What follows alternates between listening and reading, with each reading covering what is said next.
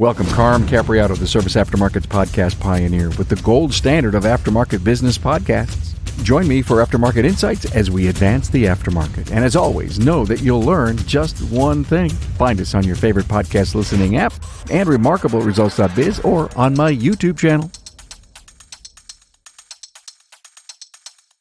Hey everybody, Carm Capriato. Yes, we're back here at MAX, the 44th annual training event, MAX, the Mobile Air Climate Systems, where you are in talk radio for the auto service professional. 3 days.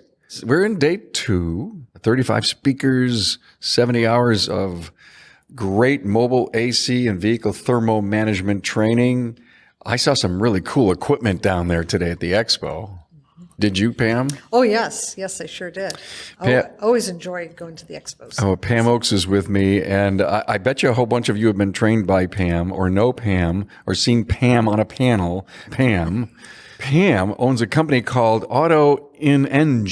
Did I say that right? You said that right. Wow, .io. She's all about training. So what do you do after you sell your 12-bay shop of 20 years? Drive everybody insane for 3 months. Oh, in the transition. In the transition, because guess what? Everybody else has to work when you want to go golf. Yeah. Oh, you sold it to go golfing, and then somebody dragged you back in, I huh? sold it to, was there 24/7, 365. You had mentioned that in your bio to me, and I've known Pam for a bunch of years. We had a mutual friend, but I never really found out everything that you do and why you do what you do. But the interesting thing about being here in the land of air conditioning is, would you say 365, 24/7 is because you were working on air conditioning for cars, right? In Fort Myers, Florida, yes. Yeah. Because as soon as we cooled down and we had the windows down doing the 255 AC, which is 2 windows down, 55 miles an hour, the Buckeyes would come down from I-75 and they were screaming because they were burning up at 78-degree weather. So Yeah. we had our phase 2 during the winter. And you call them the Snowbirds? The snowbirds, yeah. That is the common terminology when I would talk to shop owners from down here. You know, what do the snowbirds do to your business? And we have to learn to handle the influx, but survive when they're not here. And you got to have a lot of great customers down here to survive those, 6 months, right?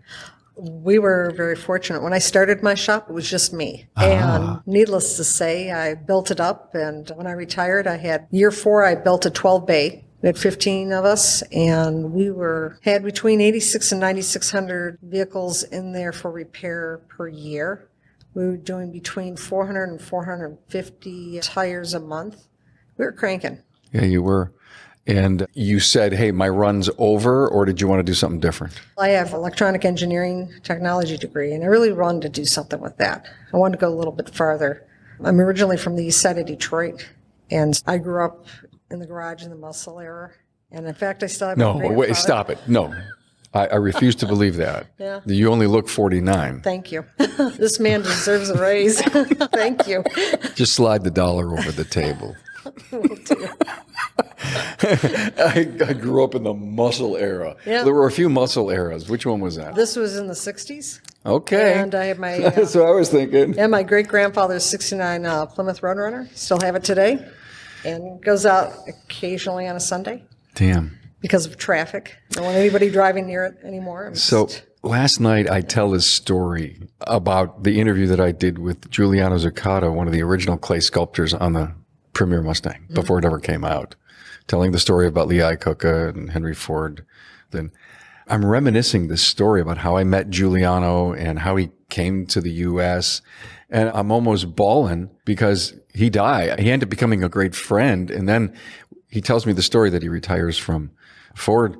He bids on the Crossfire from Chrysler. He gets it. They send him to Italy, to a castle with a bunch of teams, and they design the Crossfire. And during this whole relationship that I had and the friendship that I had, he gets glioblastoma of the brain, stage 4, and he's gone. I went to his house to record the Crossfire episode, and it was tough. It was a huge loss. It really was. Anyway, Tracy and I said we got to re-release that episode. It was done. Episode 172, we're at 900 something. So that was a long time ago. We should re-release it for so many new fans of the show. You should. I vaguely remember that. Wow, cool. Yeah. So anyway, you're doing all. I want to jump to one of the most important topics I want to cover with you. And Pam can sit here and talk circles around me about ASE subject matter. I want to talk about that and the training that you're doing and the passion you have to help people in the industry bring technology information to the people who need it. But she also does 609 training. And I'm here in the place where people would talk 609 like we would talk barbecue in Texas. This is the event to talk about that. And you're also doing the training. And because I'm in the studio here doing all kinds of interviewing, there's this big meeting. The EPA was here, I believe. Yes. And we have to stay connected to the EPA as it relates to the freons and collection and recycling. My question to you, is there a 60 police force? Yes, there is a Santa Claus. They're alive and well. Okay. And they have two methods. And I'll give you a story here. I was in Vegas teaching HVAC last February, and it was a 3-part. We did beginning, intermediate, and advanced. Make a long story short, the beginning class, and I was telling the story how the EPA, they have 2 ways of doing this. They'll come in and say, let me see your 609 certificates to a shop. Now, it doesn't matter if it's a dealership or a mom and pop. They check everybody out. And the second one is they'll do the bait. They'll say, yeah, God, it is so warm out there. Could you just top off what you're not supposed to do? Top off my AC. Just get it running for me. I'm burning up. And so what they do is yeah, sure. They'll write them up, and then the tech will grab the ticket, drive it into the shop, and they're acting like one of those impatient customers. Is my car in there yet? Is somebody working on my car? They're looking. And what they're actually doing is they're watching to see who connects the manifold gauges to the car. Got it. And then they come over and say, I'm Pam Oakes. I'm not EPA. Pam Oakes from EPA. Can I see your 609 certificate, please? You're done. If you don't have it, you're done because you need it. Everybody says, oh, yeah, to purchase refrigerant. And so, no, you need it if you are getting paid and you're working on a vehicle. And we're talking about you get a gift card, you get one thin dime, you get a 6-pack. That's payment. So if you're getting paid, you better have your 609. So I was explaining this story and how you have to have your R machine registered with the EPA and everything else. And they're like, oh, yeah, she's just talking. Well, the next day, evidently the EPA was in town, and one of the shops, because they didn't have their machine registered, was fined $10,000, and they had to have the machine removed from the premises, literally off property. Right Because it wasn't registered. Because it wasn't registered. That's what that particular agent did. Each one depends. You wake up on the wrong side of the bed. Look, it's a great story. I love it. It scares the shit out of people. But how many EPA people like that are out there? Are there 50? Are there thousands? No one knows, huh? No one knows. And a friend of mine who works at the Atlanta office, the Clean Air Act went from $44,000 to $95,284. That's a Clean Air Act, and that's including emissions and everything else, but that's including refrigerants and venting and so on. The whole thing is you don't vent. That's what we're trying to teach you. Got it, yeah. You don't vent. And I said, so what is the $284? What is that for? He goes, I don't know. Oh, dear. That's the only answer I got out of him. I don't know. I don't know. But yeah, they're in force. They're out there. And another situation, I was in Anchorage, and I had not Tell me it talked was to- the summer. It was actually like April. Okay. So it was nice. Okay. It was nice. And I was up in Anchorage, and we did a diesel class for a group, and I can't remember the other one. It was before COVID. Make a long story short, I heard through the grapevine between classes that EPA was up there, and they shut a diesel shop down for tuning. Clean Air Act. Because Man, of oh the man. fines. Man, just for tuning. Okay, so everyone, whatever I remember about 609, I was playing in that arena, is that you couldn't, parts distributor had to verify somehow that there were 609 certificates in play at the shop in order to even drop it off. Does that apply? Or do you care? For the 30-pounders or the 10-pounder 1234YF. Yes. Now, How am I going to be the police now, if I was a supplier? if you're a supplier, you have to have somebody in the shop has their certificate, Oh, as long as someone has it. as long as somebody has it. Okay. And They then have it on file. it means you can buy it, but then there's the rules about what you can or cannot do to the vehicle, like you said, about topping off and the impatientness. That's a great clue to think that someone's coming in and nudging you to do something that is not proper. That would be the right word. And then stand by to get the government certified letter the next day. Oh, it's not the next day. They tell you then. Right there. And they want to see everything. Let me see your files. Come in your office and sit down. Yeah. I'm going to ruin your day. 'Cause I had a dear friend who was at a dealership, and they actually came in Tampa. And they came into the dealership about 3-4 years ago. It was at post-COVID. Well, they came in and they said, we want to see everybody's certificates. Yeah. Okay. There's a lot of ways to take 609. There's tons of ways. You're out there teaching it, but there's a ton of virtual classes. Am I right? You can actually do it online. Yeah. That's what I thought. $25 $25. versus $95,000. And who hosts these? Is it all the big suppliers that have 609? Is it the EPA? Who hosts these? ASE and Max. Okay. Perfect. We're here at Max. Right. Max.com, I believe. You're on the board. So what do you know about how people gain access and spend the $25 and get certified? They just go right to the website. Okay. And they just, in the search, they put 609. 609, bam, it comes up. And then there's a training piece. There's a training piece to And it. then there's an assessment at the end. And you pass or you fail. Exactly. And then you get a certificate. You get the certificate. It's a lifetime. It's a lifetime. So I own the shop. Is it max.com, Trace? Mobile, maxmobileairclimate.org. MACSW.org. MACSW.org. Okay. I'm sure there's a shortcut. Maybe you're right. But It's the old one. They just changed the names. Okay. I could definitely be wrong. maxw.org. MaxW.org. Okay. MACSW.org. That was the old one. Every technician, service professional, owner doesn't have to take it. They should. They should. Yeah. Okay. They need to know. They need to know what's going on in their shop. All right. I'm just thinking there's an owner that's an absentee owner. An absentee. I wasn't one of those people. Yeah, I know. And most of the industry isn't. I get that. But I don't want an owner who says, I don't want to take it. I'm not on the front lines and I don't do this kind of stuff to prevent anyone else from inside the company getting it. How about the service advisors, the client advocates on the counter? Do they need to take the 609? Only if they're going to be literally touching the manifold gauge Okay. and applying it to the connector on the vehicle. Because you have to know what you're. It's not the vent. It's not the vent. You touch it, you know you're putting it on for all the right reasons. Got it. But not because I'm on the board, because I'm just newly elected yesterday. on the Yeah, board. congrats, by the way. Thank you. But I always advocated for everybody in the shop Okay. because there's such great information about refrigerant and not venting, and it's information that you can give over to the customer so they understand. Yeah. Why we do what we do, why it costs what we do.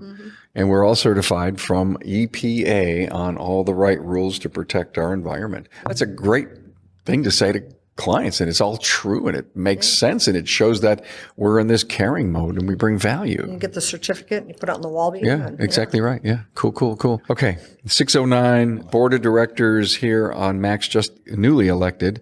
Now tell me about subject matter expertise. I did that a long time ago for the parts specialist, and it was a hoot. I loved it. What do you love the most about it? I love that you get to talk to your counterparts and bounce ideas off. And everybody thinks that when you take an ASC exam, oh, it's a trick question. Oh, they're trying to really screw me up here. Yeah. And my first one was the L4, the original, the L4 for ATIS. And our whole concept behind there was mainly we wanted the technician to know what they were doing because it is a safety component on the vehicle. But furthermore, we wanted them to also learn at the same time. So there's no trick questions. Yeah, you're right about that. And once you write the questions and everybody gets together and you start sharing those questions, you can all challenge how the question was written, what the answer really is. You may disagree with the answer, but was the L4 designed that maybe one of the questions could be the right answer? It's no secret that ASC has a few thrown in here and there on any They're ASC exam, test questions. test questions that they may not have a correct answer. And it's a test question. If you went to Apex 2023, then you realize the incredible commitment that Apex has to the service professional shop owner, technician, and service advisor. Joe's Garage is your place to hang out with 10 working bays and real live working conditions. Also, the best tech companies from tools and repair to management software had their latest and greatest on display and demonstrated for you. You also attended technical and business management training with the industry's best and brightest trainers, coaches, and teachers. Work is underway to make next year's Apex 2024 have even more product demos, trending training, marketing, and social media support to help you grow your career, sales, and profits. Remember, if you earn your living in the service aftermarket, then Apex is the expo for you. Continue listening, and we'll bring you the latest from Apex 2024. Save the date, November 5th through the 7th, 2024.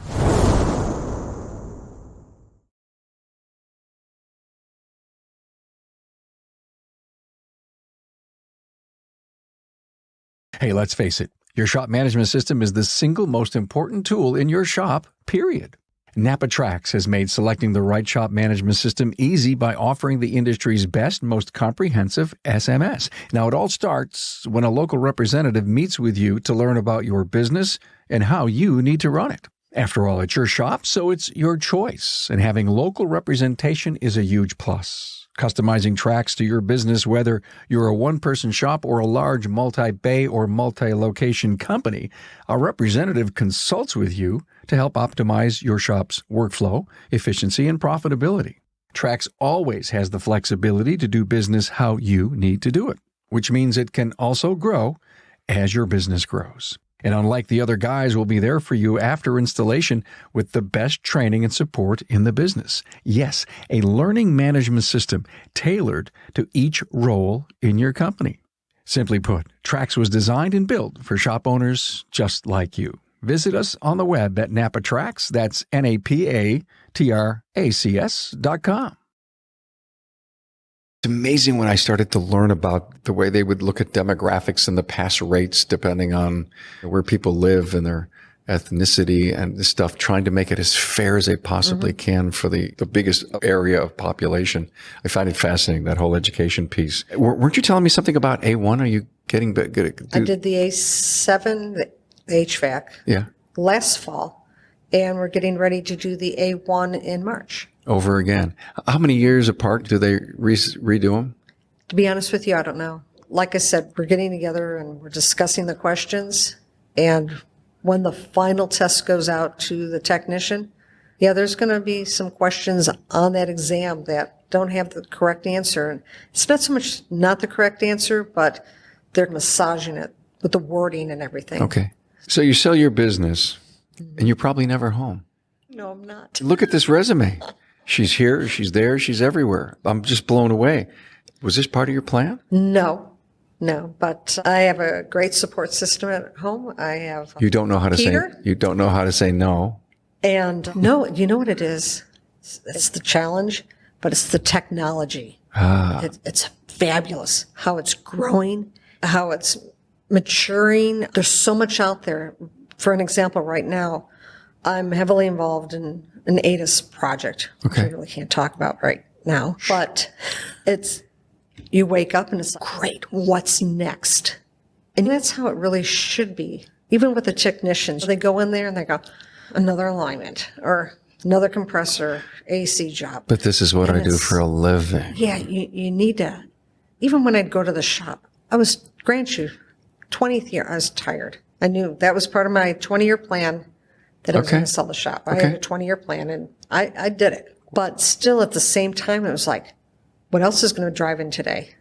What are we going to see that's new that we can learn about? I don't have a life. I know.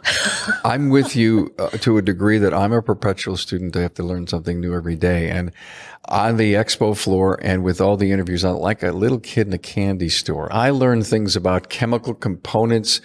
And I've got a big interview coming up with Adam. I forgot his last name, but he's a brilliant guy, and he's in the world of hydrocarbons and all our 12s, not 12, but 134. I can't wait to hear about all what's coming up. And Carm, there's a couple of new ones coming out too. We're not quite sure as an industry what's going to go on in the EVs and stuff. Right. I find that so fascinating. I'm so excited to be here to take the behind the scenes energy that's here from the trainers and from the people that are showing all their great goods. And everybody seems to agree with me. It's just another day, to your point, at the shop. What else can I learn? Listen to what we're talking about and just jog yourself for a minute and realize if you're not connected, you're not going to training, you're not going to conferences, you don't care to get ahead, to be at the top of your craft, to be all knowing, all seeing inside the shop, the greatest technology specialist we have and or mechanical specialist, then get out. Yeah. Lock your toolbox and get out. Yeah. I mean, that's why God put wheels on it. And toe straps. And toe straps and a friend with a tow truck and a flatbed. Yeah. Come and get my stuff. I'm getting out. But if you're stuck and you're bored, then you're probably in the wrong place because no one's challenging you. No one's giving you energy. You're not in the right culture that we train, we learn, we work together. We're a team. We help each other. We support each other. We learn together. Even at my old shop, I had people there 18 years, 17 years, 16 years, 12 years. We were always going to training. And it's not because I said you have to go to training. They wanted to go. We all wanted to go. Yeah. We're going. Oh, training? Great. And farther back, it's not like it is today. You can see where it's really ramped up. Delphi, they actually knocked on my door 3-4 months into my quote-unquote retirement. And they said, would you like to train for us? Because they heard that I did a program for Goodwill Industries for ASE G1. It's a prep course that I did. I did a book and DVD and everything for them. And it was trying to get the technician, those tire changers, those lube techs, who really love the industry, but they can't afford to go to a formal institution to learn. So they're trying to learn everything they can in the shop. They says, what can we do to help get these guys out of that $9, $10 an hour up to a $19, $20 an hour? And why Goodwill? Explain the connection to Goodwill. They're clients Okay. that they have that are coming in and they're looking for help. They says, we're going to help them. They do micro. Okay. So I go to Goodwill to find a job? No, they come in and they have these micro classes like how to become a chef, how to become. Goodwill has them. Yes. I see. And then they came over to me and they said, hey, what do you have? What can you help us with? You're looking for the oil and the tire tech. Let's get them out of this rut. And they get that taste of the technology. And then they get their first ASE, their G1, their general repair, their first patch. They're like, oh, what's next? Yeah. And they're going to want to go farther. And I don't know how many we put through there. Were you in the audience yesterday for the keynote? No. I'm so sorry. You know who gave that keynote? You did. And you know where I was? I was stuck on I-4. Elevator? No, on I-4, screaming because it was 2.5 hours. Oh, And what I happened? was- What happens here in Florida? Traffic just happens. Just plain old traffic? Traffic happens. We have, our roads are a grade F. It's horrible. It's a parking lot. And I was going, please. All the new people moving down here from the north. Okay, I'm going to actually give you a copy of the standard that I talked about yesterday, a copy of this white paper. And anybody can download it from my website on the downloads page, The Rise of the Mechanical and Technology Specialist. And what you're doing with Goodwill and the language that you're using for them, and if anyone wants to even get a stronger, better boost and understand what all the different jobs that we have in our industry, you could be an A tech and a B tech and maybe a diag specialist, OSC, and then this and mechanic. And we have all these nomenclatures, all these words that mean something different to each and every shop owner, to each and every technician, to every GS, to every lube tech. It means something different to everybody. A girlfriend or wife. I just got a job working at Pam's. And what are you going to do? Well, I'm going to be a mechanic. And the air comes out, mechanic. And I am on a huge campaign to change that language. Good. For two reasons, both internal and the way we can help recruit and define the roles better, and for the customer looking in who hears us use this slang non-meaningful language to them, and they really don't know what the hell it is that we're talking about.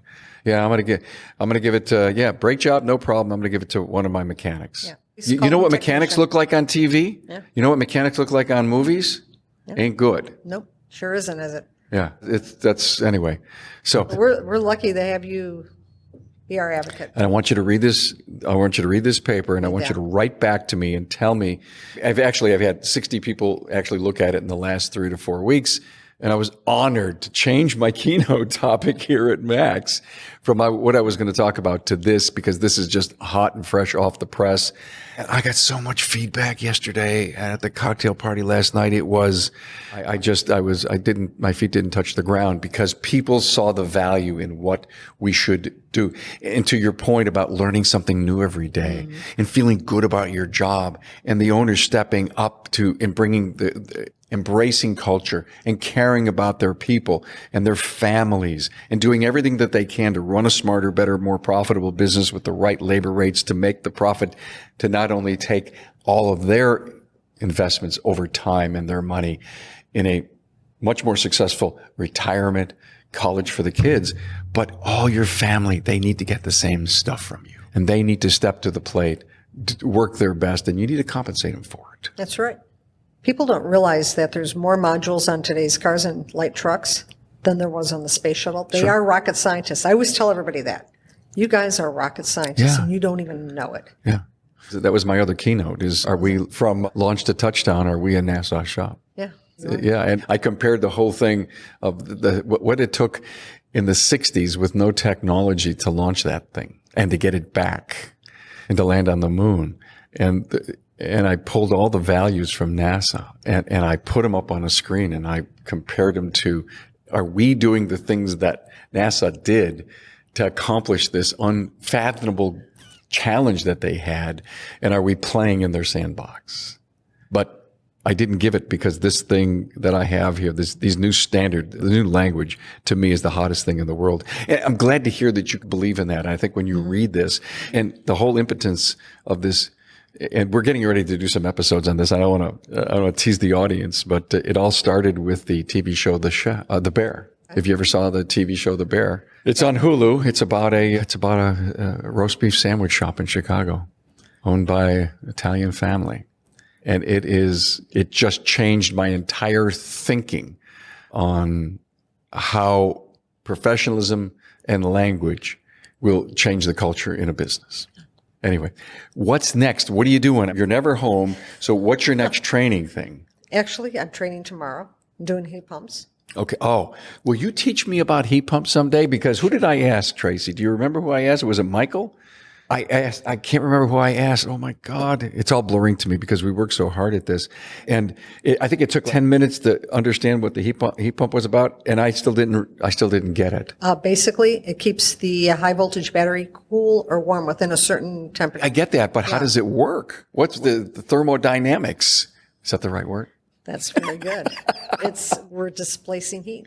We're displacing heat with a heat pump, not a compressor. Heat pump is actually, that's more of a term that they would use maybe in the 18th century. Remember, heat pumps go far back, like into the 15th century. They dug a hole in the ground, right? Yeah. That's the part I don't understand. Yeah. So we're using refrigerant, we're using coolant, low temp radiators, along with electric heaters. We're using a compressor. Now we have a 3-port compressor on some models. Wow. To help the 1234 YF. See, get tongue-tied with all these other ones that I'm talking about, to make that more efficient, because it's really not the greatest for what we're using it for.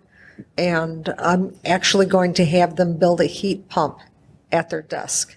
So out of all the new cars, Pam, HEVs, PHEVs, BEVs, what's your favorite? Tell me you like hybrids. I don't have one in my fleet. All right. I love my Plymouth, but okay. You have an electric? I have a daily driver. That's an ICE. Okay. And I have a weekend. That's an ICE as well. Okay. So when you go out and teach this, you have a vehicle to play on, practice on, take pictures on? Oh, yes. Okay. Yeah. Yes. Just because I don't have one doesn't mean that. I know that. Yeah. My point is, what's your favorite out of that whole thing as far as teaching or appreciating? out of which model. Yeah. People told me the other day, says, the hybrid's got to stay. And only because it just gets you the distance that you want. I did an article about a year and a half ago, and I took one car company. They had the hybrid, they had the plug-in, and they had the BEV. And I compared the costs right down to the EMPG, insurance, everything. And the hybrid actually did come out as the best investment. But I've been working on hybrids at the shop since 2002, 2003. And it's like, when I'm looking at that, it's just another vehicle. Fun stuff, Corvettes. I'm on my 7th Corvette. Okay. Now that's what gets me going. That's my spark. I hear you. Will you ever own a Charger? Yeah. I had you for a Charger person. Yeah. Did you? Yeah. Yeah, I did. Because I had a 71, and Peter had 2 of them, and then I just got one that's my daily driver. It's my airport car. You're a car lady. Yeah, I enjoy the automotive industry. I enjoy it. I just got done doing a project, which I'm still working with this group. We did 760 slides, and each one's narrated into different modules and into different classes. And it's for here we go, your C, B, and your A tech within this one particular group. Yeah. And it's all about ADAS. And it takes you just what's radar, all the way up to the programming behind it, where we're sitting there, we're identifying objects. Everybody thinks that the autonomous vehicle is going to be in 10 years. If you ask DOT, it's 5 years. If you ask Class 8, the trucking industry, 10, 15 years. No, it has to learn all these objects. I look back at the technology that hit us years ago when Apple first announced, I can't remember what was the name of it. Was it the Mac? Was it the 2E or something? And all of a sudden this piece of plastic with this computer screen was on our desks, and look where we are today. But that evolution was 20, 25 years to really get this level of the fact that now everything's on our phone. It seems to me, just because we can doesn't mean we should, because I think there's an adaptability, a learning curve, an acceptance curve for people to be spending the kind of money in the manufacturing of stuff that people don't want yet, or they think it's a little too advanced for them. And I think people love to have the first of everything. I get that. And there will always be first adapters. But when it gets mainstream and affordable and possibly fun, then I think we're going to be, I just don't, what I don't necessarily like, and I don't want to be political, is I just don't want to be told what I have to do. What you have to do, what you have to drive. Yeah, that's. You agree with that? Why I push back with the other. Yes. Just look at her and you know. Don't tell me this is what I need. It reminds me of a quick story. I was I can't remember what restaurant I was at. It was one of those real quick things. We were after work. And we ran in to grab something to eat, and we had some things that we had to do. And they had this horrible iced tea. I love unsweetened iced tea. They had this horrible tasting iced tea. And so I says, no, I don't want the iced tea. I says, it's horrible. I says, I'll just have water. And but everybody here drinks it. And they said, no, they said, you'll like it. It's really good. You'll like the iced tea. And he's nodding at me at the same time. And I looked at him. I'm like, what do you think you're trying to do here? I says, no, don't try to convince me that I like something when I already know that I don't. And that's how I look at them pushing these cars. Damn, they don't want comebacks. Yeah, the guy's rated for that. Hey, I saw you dump that iced tea. That cost us a dime. Trying to tell you what you do, they don't know you. They don't know your taste. They don't know. And the technology, it's just so raw right now. There's so much going on. Then we have hydrogen fuel coming. Oh, it's coming. It's coming with a vengeance. You're the second person today that told me that. Yeah, look what they've done with long haul in Europe since 2020. What do they have? 150 to 200 stations right now that are doing hydrogen fuel refill. When I was at Exponential last year, that's the other thing that we like to do too, is we do a little white hat hacking. Okay. So that's another story. But anyway, we were at Exponential last year, and they had the floor like the expo we have here at Max. For the hydrogen fuel, see, the thing is, let me back up here. No pun intended.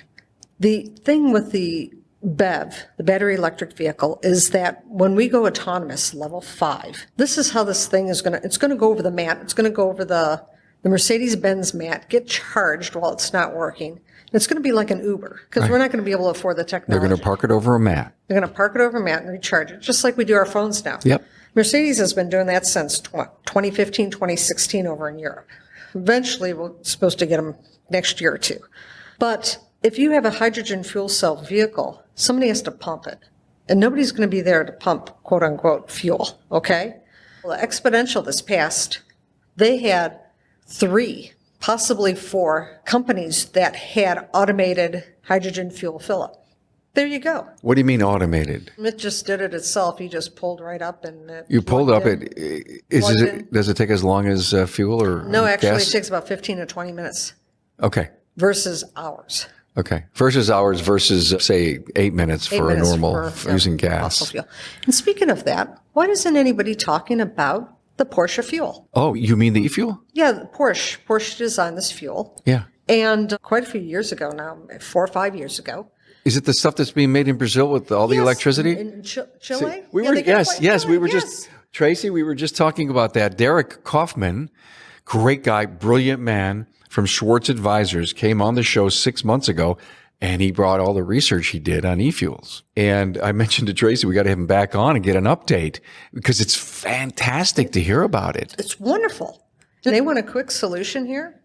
Yeah. It's cleaner than a BEV from when they manufacture till when it goes out the tailpipe. And it doesn't matter if you're putting it in my Plymouth or if you're putting it in a Prius. Yeah, it doesn't matter what you put doesn't in. matter. And what comes out the tailpipe? Is it just, there's no harmful chemicals no that come out. harmful- What Derek said in that episode, and it's going to go back and text my memory, but if you want to go in Derek Kaufman, probably the first episode, he's done a lot with me. You'll see, I think it says e-fuels on it, or at least one of the things we talked about. It needs a lot of electricity, Pam, to make this stuff. And they're using windmill farms to produce this, to store it so that they can zap, I think, just normal oxygen, whatever they're putting into this thing that they need the electricity to break down and make this e-fuels. So it's, in Porsche, I put millions, I believe, in this thing. Man, and it's such an odd call for a company like Porsche. They're putting it in their Formula Ones. See? Yeah. See? And we have, it's off the top of my head, I just lost it again. Niagara Falls used to have it. I think we have it. Hoover Dam. Oh, help me here. What? Hoover Dam, Niagara Falls, The plants, the electric plants. hydro? Hydroelectric. Thank you. See, I live in Yes. Buffalo, so I just There you take it go. for granted we have good Yeah. electric. And they could put these at hydroelectric facilities. There's so many Exactly. different- Yeah. there's Yeah. so- Let's take the water energy to produce the electricity to produce the e-fuels. Let's put an e-fuel plant at Hoover Dam. There you go. Brilliant idea. And they have the old plant there at Niagara Falls. We went in that in the 60s. Yeah, me too. right? Yeah. I toured it. I never took the kids through it, did I? I don't remember.